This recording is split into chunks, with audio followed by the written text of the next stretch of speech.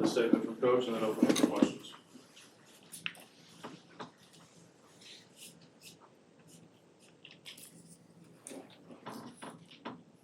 As we expected, played against a very good hockey team tonight. They play with a maturity. They don't beat themselves. They know how to manage the game, as well as having great skill and playing at a great tempo. So I thought we showed in stretches that we could play that way, but then we also had too many self-inflicted wounds, and you can't do that against a team of that quality. So we saw some things we can really build on. Thought we did some of the right things in the offensive zone. But at the end of the day, it comes down to real details, getting above pucks, winning faceoffs, stuff like that. And then you give teams like that a couple faceoff goals and a couple odd man rushes, and they're going to be very hard to beat. So just weren't consistent enough in all the little details, and it was evident. And fortunately, there's a lot of season, and those are things you can correct. So get back to work on Sunday, correcting some of those. Open up for questions. Right, you mentioned the face-off goals. It's one thing to lose the face-off and then to give up the scoring chance. What could you guys have done, even beyond losing the draw? We won them cleanly, so there wasn't as much breakdown in coverage. Polk can really shoot it out of the cannon. So the idea in the D zone is don't lose it cleanly. You get a tie or win it. So it's hard to say we didn't get out on time because there wasn't much time to get out. But one of them, we had an icing that you can avoid. It was unnecessary icing. Took an awkward bounce off the boards. We didn't get a stick on it. So little things like that give them chances, and you have to be so sound that somehow get a tip on that puck, or don't try that long pass so that you don't get an icing. But we keep working on face-offs. It's something we know we have to get better at. Coach, just, obviously no way was all 6 goals that he gave up on Lucas solely, but for a young guy like that to, see that number, I guess, how does he, how do you feel like the type of person he is responds to, having 6 goals going against you? Yeah, I'm sure you're never excited about it, but he's a mature kid.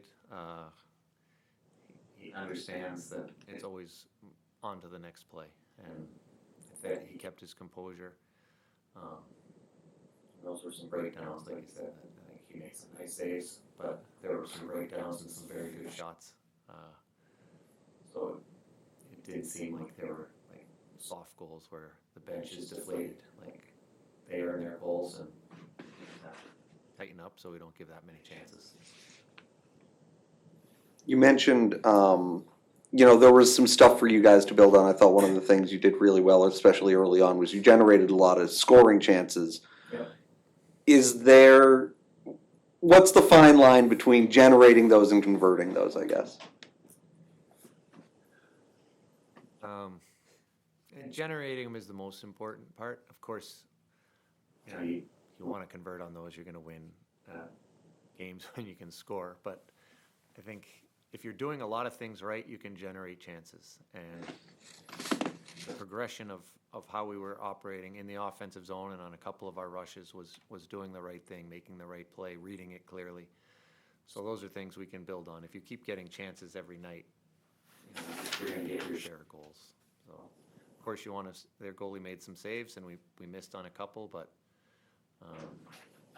when you are generating chances, things and consistently, then things are hopefully going to work out in the long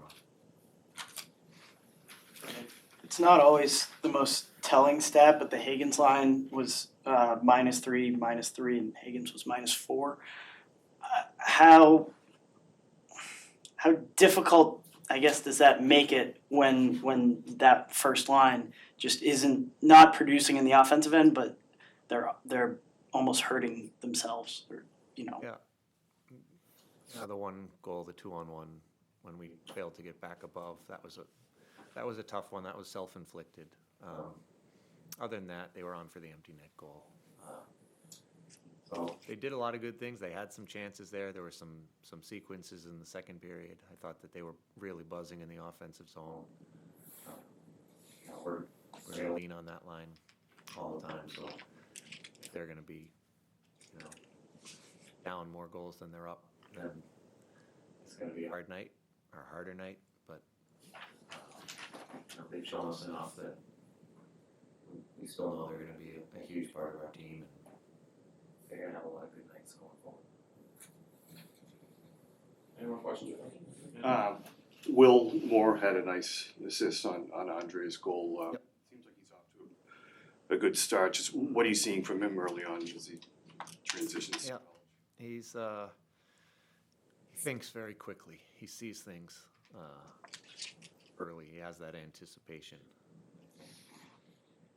His skills are excellent, but I think right now is the thing that really stands out as a strength is his anticipation and his ability to see what's coming next.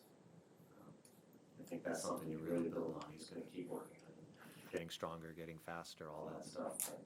When you have hockey sense like that and an IQ to read plays, that's a really good place to start.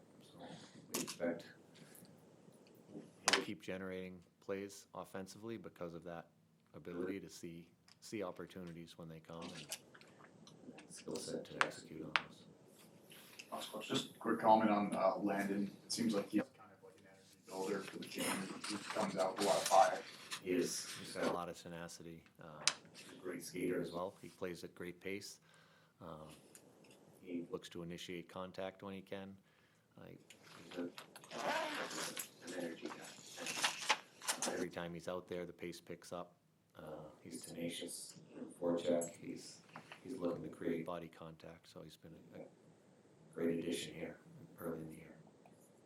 Thanks, Coach. Thanks, Coach. Appreciate it.